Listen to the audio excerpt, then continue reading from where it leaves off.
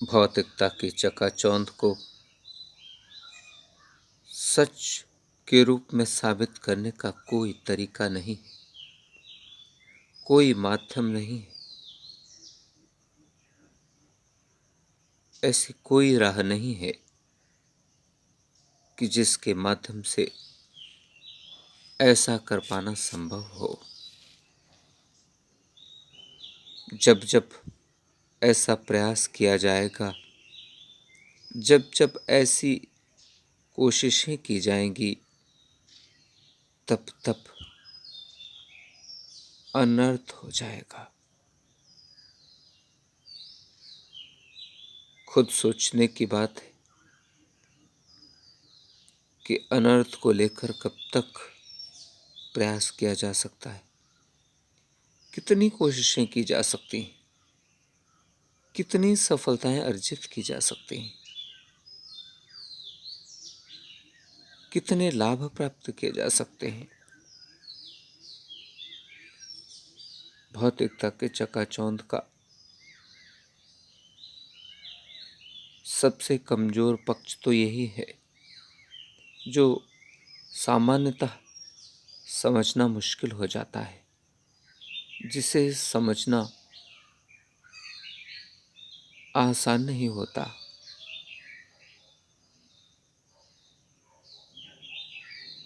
कि सामान्यतः भौतिकता की चकाचौंध को सच मानकर उसे करते जाना, उसे जीते जाना, उसी में उलझते जाना कितना अजीब सा है। इसके बारे में तो कल्पना भी की जा सकती है, सोचा भी जा सकता है। इस भौतिकता की चकाचौंध को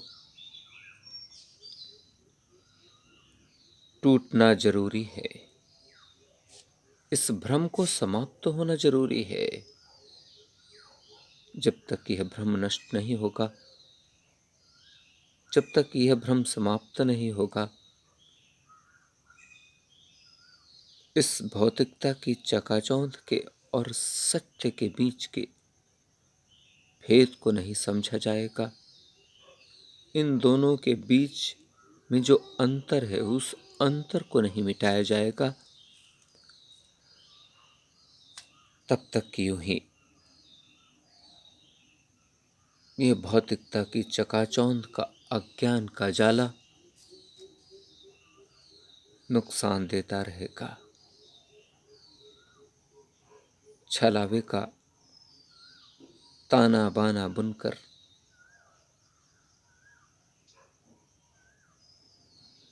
इस अंतर्मन को छलता रहेगा, उलझाता रहेगा। जो आसपास की रूपरेखाएं दिख रही हैं, या जो भी घटनाएं आसपास से लेकर ब्रह्मांड के उस छोर तक घट रही हैं,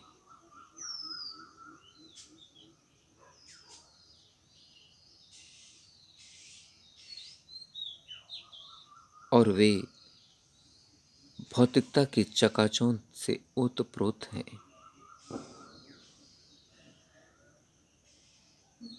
उन सभी को सत्य के रूप में समझना जरूरी है।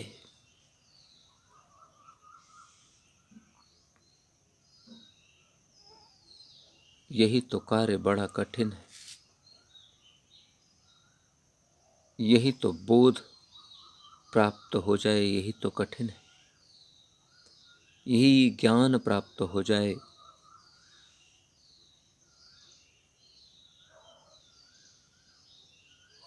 कि भौतिकता की चकाचौंध के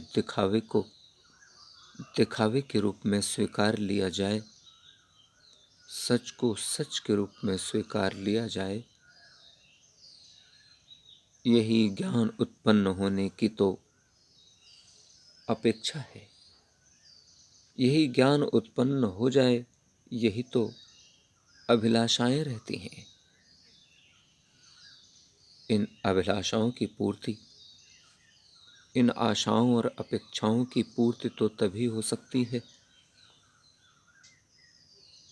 जब हम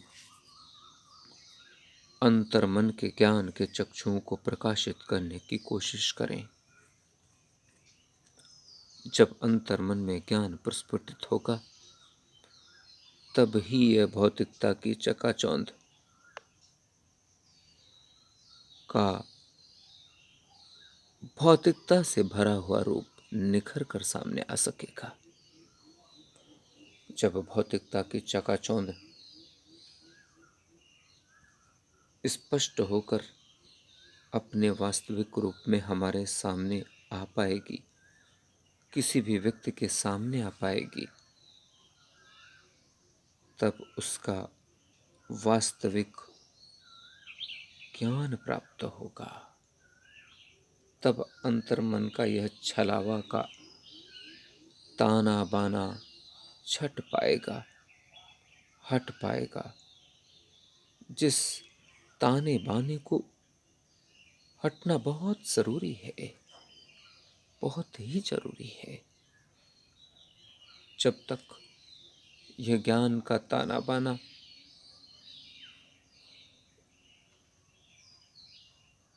तैयार नहीं हो जाता, ज्ञान के चक्षु प्रकाशित नहीं हो जाते, ज्ञान को प्राप्त करने की इच्छाएं, अभिलाषाएं पूर्ण नहीं होने लगती, उनके प्रभाव नहीं दिखने लगते, तब तक ये सभी प्रयास अधूरे हैं, ये कोशिशें अधूरी हैं।